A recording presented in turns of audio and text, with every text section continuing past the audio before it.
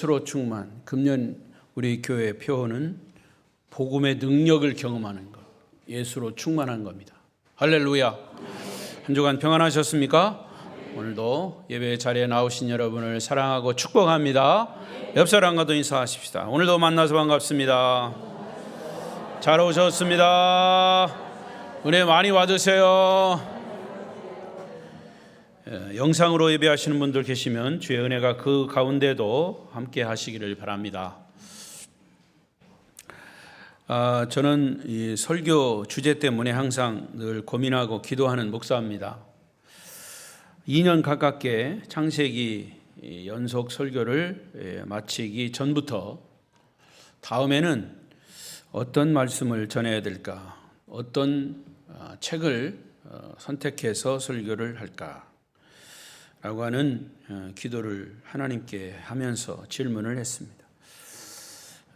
그래서 한 가지 깨달음을 주셨습니다. 교회와 성도는 과연 누구인가? 교회와 성도는 누구인가?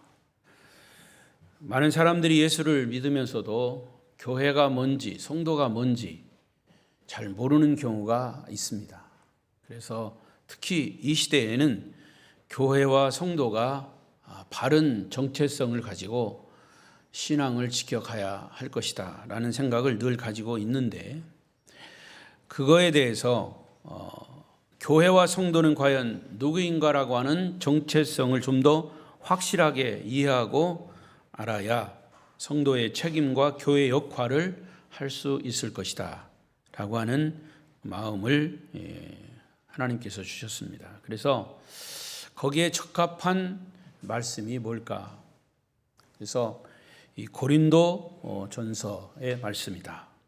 그래서 저는 이번 주일부터 고린도 전서를 선택해서 지금 이 시대를 향한, 교회를 향한, 성도들을 향한 하나님의 메시지를 듣고자 합니다. 오늘 말씀의 주제는 다 같이 하겠습니다. 시작. 한 번 더. 주님께 칭찬받는 교회는 주님께 칭찬받는 성도라는 말과 같습니다. 자, 고린도 전서에 나오는 이 고린도 교회는 오늘날 현대의 교회와 너무너무도 흡사합니다. 한마디로 이 고린도 교회는 세속화의 위기 속에 있던 교회의 대표 교회입니다. 교회가 굉장히 세속화됐다고 말이에요. 고린도 교회가. 근데 지금도 교회가 굉장히 세속화되어 있어요. 그 당시 고린도 교회의 상황은 이 고린도라고 하는 도시의 상황과 비슷합니다. 지금도 그리스에 가면 고린도라고 하는 도시가 있어요. 그 도시를 말하는 겁니다.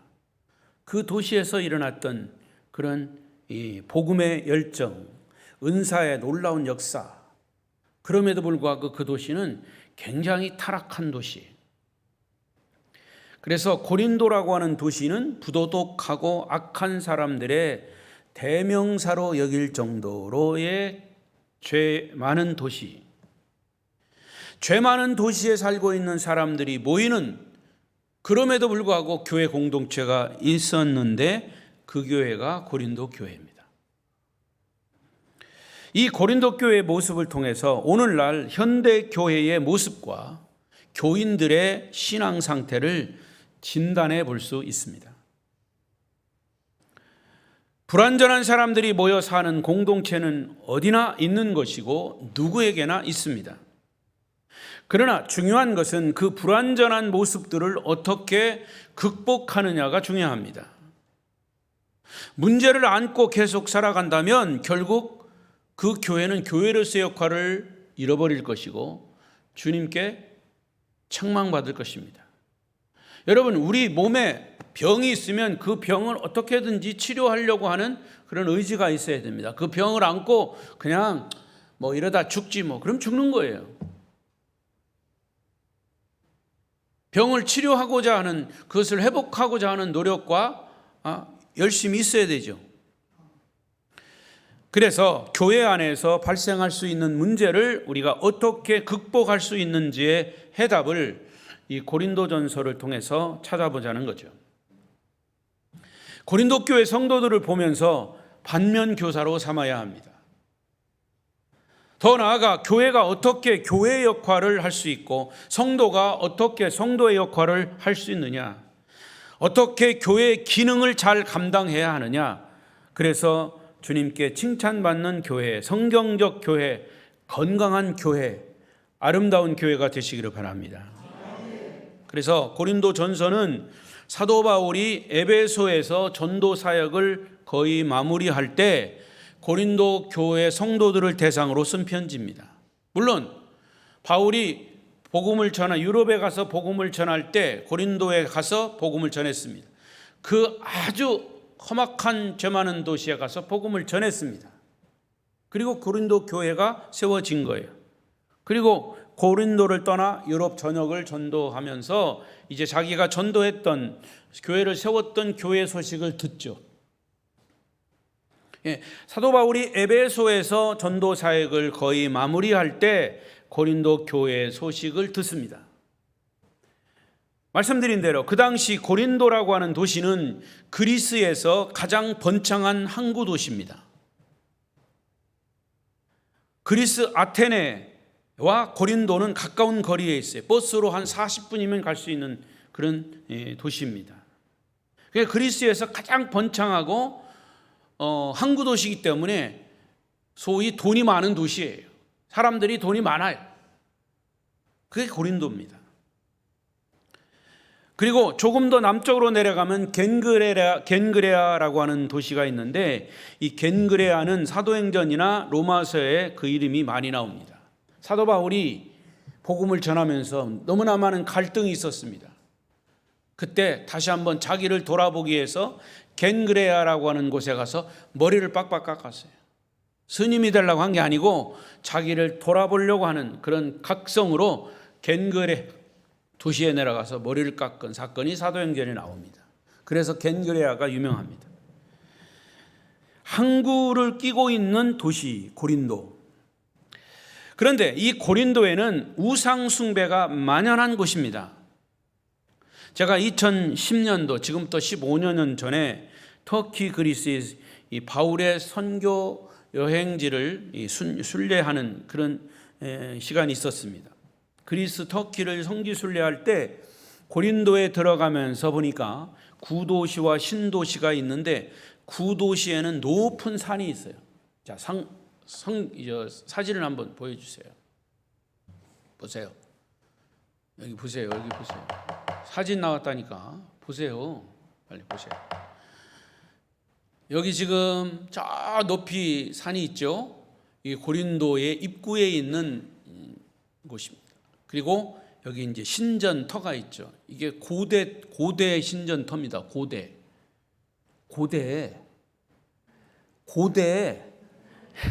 엄청나게 오래됐다는 말이에요. 예.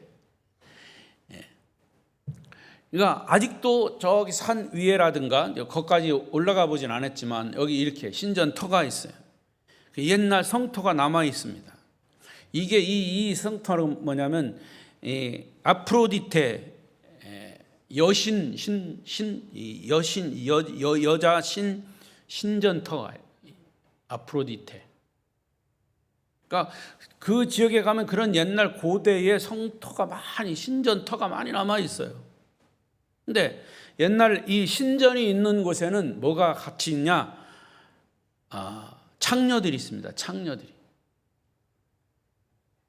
신하고 육체적인 교제를 하고 거기에 제사를 드리러 온 많은 사람들이 그 창녀들과 육체적인 교접을 하면 자기가 신처럼 된다. 뭐 이런 음행을 저지르고 부도덕한 것을 예술이라고 하는 이름으로 꽃 피우던 도시가 고린도입니다. 여러분, 제가 모르는 거 괜히 알려드리는지 몰라도 어제 서울에서 무슨 일이 있었는지 아십니까? 퀴어 축제라는 게 있었습니다. 퀴어 축제. 문화라고 하는 예술이라고 하는 이름으로 성소수자들, 소위 동성애자들이 축제를 벌이는 거예요. 그리고 그 상징으로 이 무지개, 빨주노트로 이 무지개 색깔을 가지고 화면에는 잠깐 비쳤지만은 실제로 거기 이렇게 차려놓고 하는 거 보면 별별 남자 여자 성기 사람들이 남녀들이 다 옷을 다 벗고 가릴 것만 약간 가리고 그 축제를 벌이는 거예요. 근데 거기에 대항해서 기독교인들이 나와서 그 반대 또 데모를 하더라고요. 그러면 지금 이 세계는 바로 그런, 여러분 아이러니하게요, 이스라엘이 지금 전쟁하고 있지만 이스라엘이 세계에서 이 퀴어 축제의 가장 핵심되는 그런 지역이 이스라엘 텔아비브입니다. 항구. 거기서 세계에 제일 거창한 퀴어 축제를 해요. 1년에 한 번씩. 그 정도로 지금 세계가 아주 타락해 있습니다. 이런 소돔과 고모라 같은 도시에 사도 바울이 가서 복음을 전했습니다. 그리고 교회가 섰어요. 성도들이 예수를 믿고 복음을 받아들였어요. 하나님은 그 많은 사람들이 예수를 믿게 하신 거예요. 그래서 고린도 교회가 탄생이 됐죠. 자, 그러면 사도 바울이 왜 이 고린도 전서를 기록했는가? 사도 바울은 고린도 전서를 에베소라고 하는 도시에서 기록을 했습니다. 에베소도 가보면 역시 옛날 많은 유적들이 있어요. 다 신전터 이런 데요. 사도 바울이 대단한 사람이에요. 그는 다메섹 도상에서 예수를 직접 만난 사람이에요. 그리고 목숨 걸고 복음을 전한 사람인데 그것도 이방 나라에 가서 정말 이 고린도 옛날 그리스라고 하는 도시는 정말 신이 엄청나게 많은 세상 신들 별별 신들이 다 있는데 그곳에 가서 복음을 전한 거예요. 그러면서 그들은 바울이 전하는 그 신을 우리가 믿는 신 중에서 어떤 하나의 신이겠지 이렇게 생각을 했던 거예요. 그러나 너희들이 믿는 그 신 중에서 가장 위대한 신은 King of the King, 왕 중의 왕이시다. 할렐루야. 그렇게 복음을 전했어요. 근데 바울이 에베소에 있을 때 고린도전서를 썼다 했는데 이 에베소에 있을 때 그가 소식을 듣습니다. 어떤 소식이냐? 오늘 성경에 나와 있어요. 1장 10절 11절 시작. 모두가 같은 말을 하고 너희 가운데 분쟁이 없이 같은 마음과 같은 뜻으로 온전히 합하라. 너의 형제들아, 글로아의 집 편으로 너희에게 대한 말이 내게 들리니 곧 너희 가운데 분쟁이 있다는 것이라. 자, 여기 보세요. 바울은 글로에라고 하는 사람을 통해서 고린도 교회에 관한 소식을 들었는데 무슨 소식이냐? 고린도 교회 성도들 가운데 분쟁이 있다는 소식, 교인들 간에 상호 간에 막 다툼이 있다는 소식. 여러분, 영적 지도자로서 자기가 세운 교회에 그런 분쟁이 있다는 소식을 들었을 때 이 바울의 마음이 얼마나 힘들었겠습니까? 아팠겠습니까? 사실 고린도 교회는 이런 분쟁의 문제를 포함한 그 밖에 많은 문제들이 있다는 소식이 바울에게 전해진 거죠. 그래서 바울은 그들에게 해결책을 제시하기 위해서 쓴 편지가 고린도 전서입니다. 지금 우리가 살고 있는 이 시대에는 성도들이 신앙생활을 하면서 부딪히는 문제가 바로 이 고린도 전서에 다 열거되어 있습니다. 고린도 전서에 열거된 문제들의 구체적인 것은 교회 분쟁의 문제, 음행의 문제, 법정 소송의 문제, 성범죄의 문제, 결혼의 문제, 제사 음식에 관한 문제, 예배를 둘러싼 질서의 문제, 영적인 은사의 문제, 부활에 대한 문제, 선교와 헌금에 관계된 문제 등이 아주 10가지, 제가 이렇게 쭉 나열해 보니까 10가지도 더 되죠. 이런 많은 문제들이 고린도 전서에 나오는데 그것이 바로 지금 이 시대를 향한 교회의 문제들이다 그 말입니다. 다시 오늘 본문으로 돌아오면 고린도전서 1장 1절부터 9절까지는 서론에 해당이 되는 것이고, 고린도 교회가 이 여러 가지 문제들을 극복하고 정말 주님께 책망받지 않는, 다른 말로 말하면 칭찬받는 교회가 되려면 그 교회와 성도가 감당해야 할 일이 있습니다. 그것이 오늘 말씀의 핵심이죠. 그러면 말을 바꿔서 우리 아름다운 교회가, 칭찬받는 교회가 되려면 우리 성도들이 어떤 삶을 살아야 할 것인가? 첫 번째로 읽겠습니다. 시작. 예수 그리스도 안에서 구별된 자로 살아야 합니다. 구별된 자. 자, 성도들은 이미 하나님의 은혜를 받은 자들이기 때문에 은혜 받은 자답게 살아야 합니다. 성도답게 살아야 합니다. 자, 2절 말씀을 보십니다. 2절 시작. 고린도에 있는 하나님의 교회 곧 그리스도 예수 안에서 거룩하여지고 성도라 부르심을 받은 자들과 또 각처에서 우리의 주 곧 그들과 우리의 주 되신 예수 그리스도의 이름을 부르는 모든 자들에게, 여기 성도라 부르심을 받은 자들이라, 바로 저와 여러분을 말하는 것이죠. 여러분 성도입니다. 목사님 나 성도 아니고 권사인데요. 권사 되기 이전에 우리 모두는 성도입니다. 오히려 권사라고 하는 직분보다 성도라고 하는 직분이, 그 신분이 더 중요합니다. 왜냐? 하나님의 부르심을 받은 사람은 모두가 성도입니다. 여기 성자는 거룩할 성, 도자는 물이 도, 거룩한 물이다 그 말입니다. 교회라고 하는 것이 거룩한 공동체 아닙니까? 거룩하게 구별된 공동체가 교회예요. 우리가 예수 믿고 구원받아 하나님의 자녀가 된 순간 우리는 구별된 공동체가 된 겁니다. 더욱이 우리 아름다운 교회는 아름다운 성결교회입니다. 그리고 여기 성결이라고 하는 말은 Holiness Church, 거룩할 성자의 맑을 결, 거룩하고 맑게 사는 교회다 그 말이에요. 할렐루야. 그래서 요한복음 1장 12절에 보면 영접하는 자 곧 그 이름을 믿는 자들에게는 하나님의 자녀가 되는 권세를 주셨으니, 우리는 하나님의 자녀로서의 권세를 가진 자로서의 구별된 자예요. 과거 예수 믿기 전에 내가 주인 돼서 내 인생을 살았다면 이제는 주님이 나의 주인이 되셔서 주인의 말씀에 순종하며 사는 자로서의 구별된 자. 그래서 이제는 성도로서 구별된 삶을 살아야 합니다. 따지고 보면, 깨닫고 보면 그것이 사실 은혜예요. 아멘. 과거에 우리는 모두 죄인이었어요. 그러나 어느 날 우리는 하나님의 은혜를 깨닫고 십자가에서 나를 위해 죽으시고 부활하신 예수 그리스도를 구주와 주인으로 영접하는 그 순간 하나님 앞에서 의롭다함을 받은 의인이 된 것입니다. 그러니까 의인이라고 하는 개념과 성도라고 하는 개념은 이퀄 같은 거예요. 우리가 예수를 믿는 순간 내가 한 행동과는 상관없이 나는 하나님의 은혜로 의인이 되었고 성도가 되었습니다. 그러니까 신분이 바뀐 거예요. 새로운 신분, 새로운 위치로. 그러므로 이제는 나는 의인이다라고 하는 의식을 갖는 겁니다. 과거는 죄인이었지만 예수 믿고 죄 사함 받아서 의인이 되었다는 의식을 갖는 그런 균형이 필요합니다. 그럼에도 목사님 나는 좀 껄쩍지근해요. 내 하는 행동을 보면 나는 아직 죄인이에요. 그것도 맞아요. 부족하지만. 그러나 그거는 겸손이 아니에요.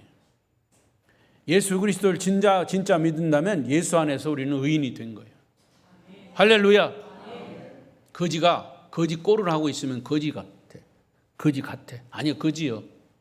그러나 목욕을 하고 깨끗하게 옷이라도 입으면 다른 사람이 거지라고 안 해요.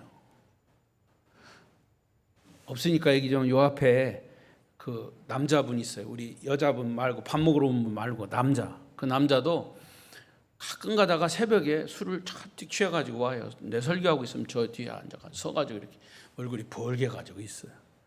그러니 뭐 나가라고도 못하고. 근데 가끔 가다가 또 이렇게 다니면 또 와가지고 목사님 오늘도 술 먹었구만, 술 냄새를 풍풍 풍기고 있어요. 그런데 어느 날 보니까 바뀌었어요. 자전거를 타고, 내가 우리 김장로님 안 계신데 김장로님한테 물어봤어요. 그 사람 어떠냐? 그 사람 바뀌어가지고 사람이 변했다는 거예요. 어디 뭐 일도 하고 뭐 그런다는 거예요.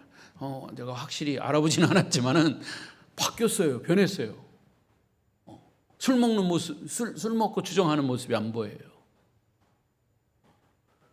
여러분, 영적인 것도 마찬가지입니다. 내가 예수 안에서 죄를 용서받고 의인이 됐다라면 의인으로서의 삶의 모습이 보여져야 되는 거예요. 할렐루야. 그런 의식이 우리에게 필요하다는 거예요. 여러분, 우리는 성도입니다. 그런데 성도가 된 것은 우리가 잘나서 된 게 아니라 하나님의 은혜로 된 거예요. 우리가 하나님의 은혜로 성도가 되었다는 그런 것을 분명히 인식해야 됩니다. 하나님의 은혜, 나를 성도 삼아주시고 내 죄를 용서해 주시고 우리 주의 자녀로 삼아주신 것이 하나님의 은혜를 우리가 인식하고 기억할 때 우리는 예수 안에서 구별된 자로서의 삶을 살 수가 있는 거죠. 그러나 이런 은혜를 깨닫지 못하고 아직도 자기가 주인 노릇하면서 사는 삶은 오히려 하나님의 은혜에 배은망덕하는 거예요. 부모의 은혜를 모르고 부모가 주는 용돈 가지고 지 마음대로 그냥 부모 없다고 세상에 나가서 지 마음대로 살면 부모의 은혜에 배은망덕한 거예요. 하나님과도 마찬가지입니다. 여러분, 예수 그리스도 안에서 구별된 자로서 성도로 살아가시기를 축원합니다. 두 번째로 시작. 예수 그리스도의 증거를 견고하게 해야 합니다. 6절 말씀 보십시다. 시작. 그리스도의 증거가 너희 중에 견고하게 되어. 자, 그리스도의 증거, 복음이죠. 복음 증거, 전도입니다. 여러분, 복음이라고 하는 말을 원어로 보면 유앙겔리온이라고 하는 단어인데 이건 소위 굿뉴스, 기쁜 소식이에요. 복음이 한자가 어려우면 복복자의 소리음자, 복된 소식이에요. 우리는 복음을 듣고 받아들임으로 그리스도인이 되었어요. 이제 그 복음을 듣고 그리스도인이 된 우리에게 가장 중요한 역할은 뭐냐? 내가 복음을 먼저 들었으면 복음을 듣지 않은 자에게 그것을 증거하는 것이 내 역할이에요. 할렐루야. 예수 그리스도를 증거하는 것이 우리의 가장 중요한 핵심입니다. 어떤 분을 만났습니다. 목사님, 제가 목사인 줄 알고 요즘 예수 믿는 사람들 삶이 아주 난 그래서 교회 안 나갑니다. 예수 믿는 사람들 삶을 보면 아주 그냥 예수 믿는 사람들 천국 갈까요? 나한테 물어보더라고요. 그래서 그 예수 믿는 사람을 보지 말고 예수를 봐야 합니다. 그 예수가 우리를 천국 가게 하는 거예요. 당신이 예수 믿는 사람을 보지 말고 예수를 보라고. 예수 믿는 사람이 예수를 잘못 믿어서 그 모양이지 예수는 잘못된 게 아니에요. 예수는 진리, 예수는 생명이에요. 할렐루야.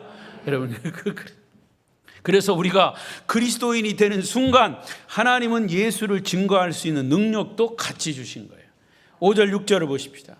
5절 6절 시작. 이는 너희가 그 안에서 모든 일 곧 모든 언변과 모든 지식의 풍족함으로 그리스도의 증거가 너희 중에 견고하게 되었다. 하나님은 고린도 교회 성도들에게 모든 언변과 지식을 주셔서 예수를 잘 증거하게 하셨다.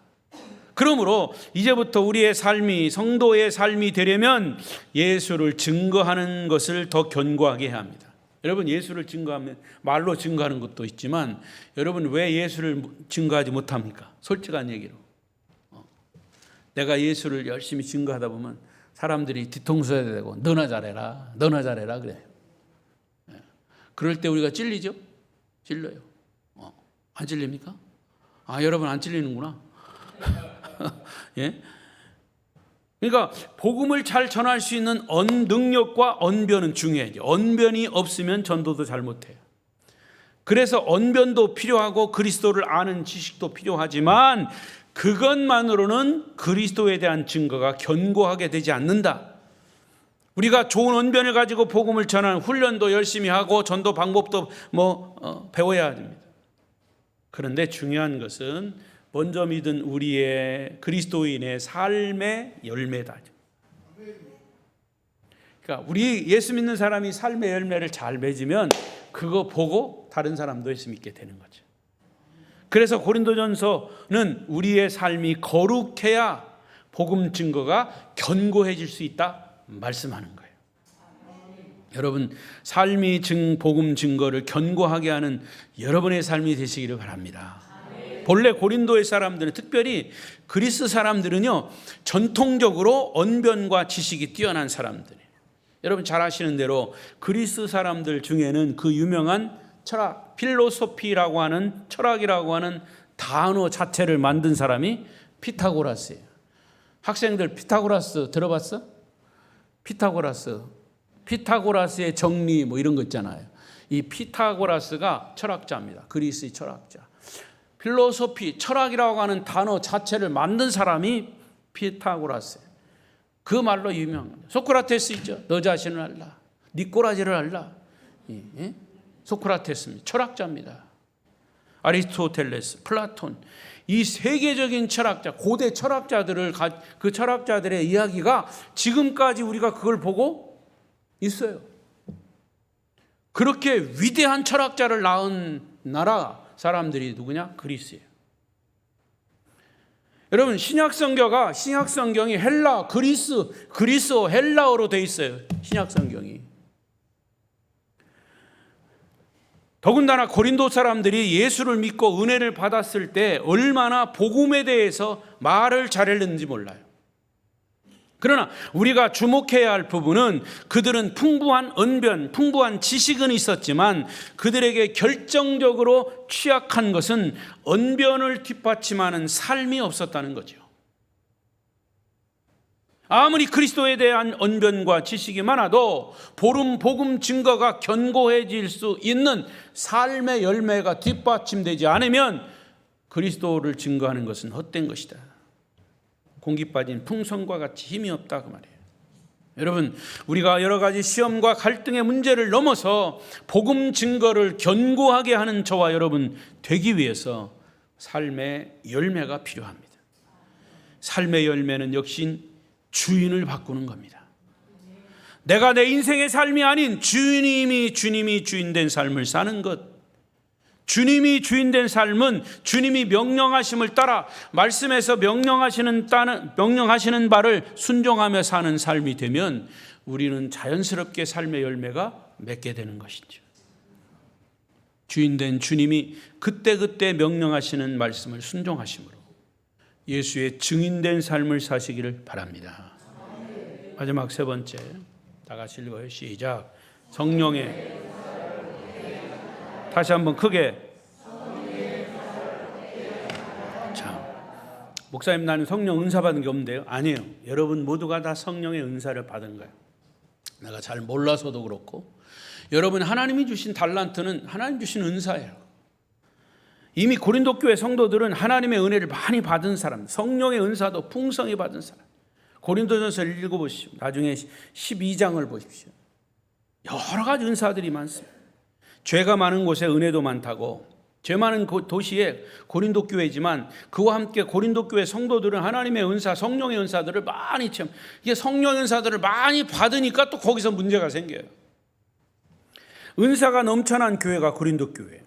자, 7절 보십시오. 7절 시작. 너희가 모든 은사에 부족함이 없어 우리 주 예수 그리스도의 나타나심을 기다리며. 여기 보세요. 모든 은사에 부족함이 없다. 그러니까 은사를 받았는데 부족함이 없이 받은 거예요. 부족함이 없는 여러 가지 풍부한 은사를 받아서. 그러나 중요한 것은 이 은사들을 가지고 하나님이 기뻐하시는 삶을 삶으로 주님 앞에 섰을 때 부끄러움이 없어야 한다. 여러분, 은사예요. 은혜의 선물이에요. 선물을 주셨어요. 그럼 선물을 주신 것에 합당한 것에 사용해야 돼요.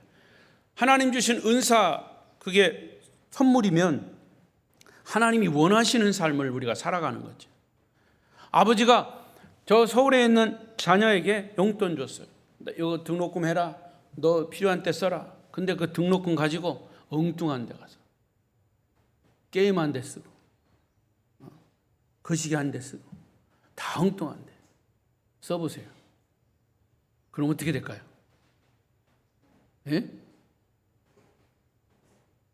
어이없는 대답이라, 어이없는 질문이라 대답도 안 하네. 그건 망조가 들린 거예요. 그 아들, 자녀가. 마찬가지. 하나님이 우리에게 주신 은사를 하나님이 원하시는 방향으로 써야 그게 맞는다는 거예요. 8절을 보십시오. 그래서 바울이 뭐라고 얘기합니까? 시작. 주께서 너희를 우리 주 예수 그리스도의 날에 책망할 것이 없는 자로 끝까지 견고하게 하시리라. 여러분, 성령의 은사를 주신 이유는 그 은사를 가지고 하나님 사랑, 이웃 사랑, 자신의 신앙을 견고하게 하라는 거예요. 등록금 준 거 가지고 학교다가 등록금 내고 열심히 공부하고 책 사고 그래서 실력을 함양하는데 쓰라고 용돈 주는 거예요.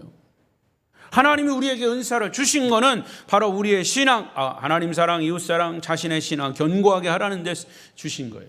그래서 주님 재림하실 때 책망할 것 없는 성도로 주님 앞에 설 수 있어야 된다라는 말이죠. 그래서 바울은 성령의 은사를 헛되이 하지 말라고 강조한 겁니다.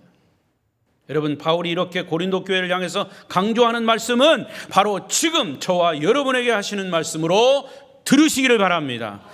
성령의 은사를 받았습니까? 그러면 그 은사를 받은 자답게 주님 앞에 책망할 것이 없는 칭찬받는 자로 견고하게 서시기를 바랍니다. 은사를 받은 자답게 사는 것 하나님이 기대하시는 거예요. 고린도 교회 성도들은 많은 문제를 가지고 있었습니다. 성도이면서도 많은 사람들이 죄를 범하고 있었습니다. 그럼에도 불구하고 바울은 희망적인 메시지를 마지막 9절에서 하고 있습니다.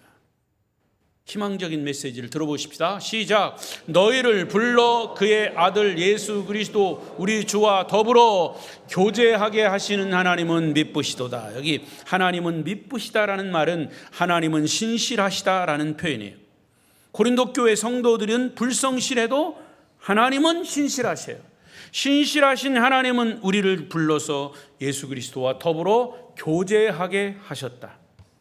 만약에 고린도 교회 성도들이 은사를 받은 거 가지고 하나님을 떠나고 지 마음대로 사용하고 하나님의 이름을 더럽혔다면 그들은 하나님과 교제할 수가 없는 거예요. 예수 그리스도와 더불어 교제할 수가 없었던 거죠. 그러나 그들은 하나님과 더불어 신실하게 교제하고 하나님을 기쁘시게 하고 신실한 하나님을 흐뭇하게 하신 그런 성도들이 되었다는 거죠. 주님께서 우리를 구원해 주심에 따라서 마침내 고린도 교회 성도들은 문제를 넘어서서 견고한 성도로 온전한 성도로 세워질 것을 바울은 기대하고 있는 거죠. 자, 그런데 다행히 고린도 교회 성도들이 여러 가지 문제를 극복했다는 증거가 성경에 잘 나타나 있습니다. 고린도 후서예요. 고린도 후서 7장 8절 9절 시작. 그러므로 내가 편지로 너희를 근심하게 한 것을 후회하였으나 지금은 후회하지 아니함은 그 편지가 너희로 잠시만 근심하게 한 줄을 알미라. 내가 지금 기뻐함은 너희로 근심하게 한 까닭이 아니요 도리어 너희가 근심함으로 회개함에 이른 까닭이라. 너희가 하나님의 뜻대로 근심하게 된 것은 우리에게서 아무 해도 받지 않게 하려 함이라. 여기 앞부분에 편지로 너희를 근심하게 했다라는 말은 고린도 전서를 얘기하는 거예요. 전서 편지하면서 너희들이 이렇게 싸우고 있냐? 너희들이 지금 은사를 헛되이 사용하고 있냐? 내가 지금 걱정한다, 염려한다. 그러면서 이제 고린도 후서를 쓰면서 내가 그렇게 전에 쓴 편지에 너희를 근심하게 했지만 이제는 보세요. 내가 지금 기뻐함은 너희로 근심하게 한 까닭이 아니고 도리어 너희가 근심함으로 회개함에 이르게 한 까닭이다. 할렐루야. 그러니까 회개했다는 얘기 안 했다는 거예요. 했다는 거죠. 고린도 교회 성도들은 마침내 문제를 극복하고 바울의 충고를 잘 받아들여서 바울이 충고한 편지로 메시지를 전할 때 그들은 반대하지 않고 오히려 회개하고 그들의 삶을 고쳐갔다는 거예요. 그래서 바울이 고린도 교회 성도들에게 너무 감사해서 쓴 편지가 두 번째 쓴 고린도 후서입니다. 여러분, 고린도 교회 성도들은 충고를 잘 받아들이고 성령의 지적을 받아들이고 회개하고 마침내 문제를 넘어설 수 있었습니다. 중요한 것은 지금도 우리가 이 말씀을 통해서 보면서 나의 삶을 조명해 보십시오. 내가 잘못된 것은 뭔가? 그리고서 이것을 교정해 가야 합니다. 삶을 변화시켜 가야 합니다. 말씀을 맺겠습니다. 고린도 전서 주일에 이 설교를 할 때 저와 여러분에게도 희망이 있습니다.